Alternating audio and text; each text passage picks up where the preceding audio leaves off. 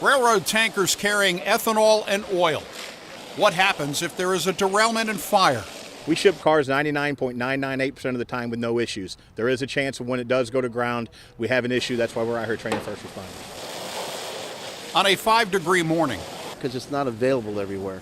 Firefighters are training at the Illinois Fire Service Institute at the University of Illinois to handle railroad tanker fires. There's actual some physics and technique and everything that needs to go with this. Freight train derailments are statistically infrequent, but when they occur, they can push volunteer and full-time fire departments into action, fighting a type of fire they may rarely, if ever, see. Because it's not just sitting in a farm field where you got miles to the next intersection. They actually do go through populated areas. Union Pacific and Norfolk Southern assist in the training. This is like an intro to what to do in case of an emergency, in case of a rail incident. Chris Birch is a Norfolk Southern hazmat compliance officer. He assists with the training of firefighters in handling tanker fires. Because we can't be at every single call within minutes. It may take us hours. Railroad, hazmat, things like that, it's a slow process. A lot of things got to go into it. You got to do some equations, some chemical things, some math, and then once we decided we're at that point, we can put the fire out. But that could be hours in.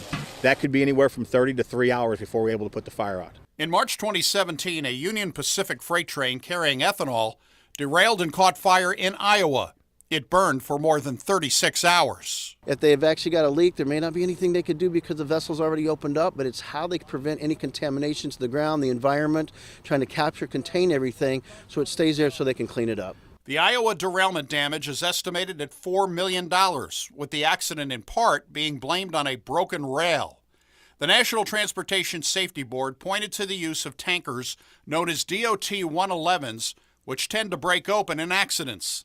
They are being phased out by May 2023 and replaced with safer models such as the DOT 117. And they've beefed up the tank car. So they take a tank car, they put another couple inches of steel on it, they put some head shields on it. They've done things to make these things safer. In addition to smaller departments, larger city fire departments get training in tanker fires as well. That includes Decatur, where a 1974 Norfolk and Western rail yard explosion and fire killed 7, injuring more than 100. We just went through a week-long class with all the shifts in Decatur in their fire station, did a railroading 101. We're going to send a few of their guys to our class in Pueblo this year in 2019, and we're going to continue training with Decatur as well.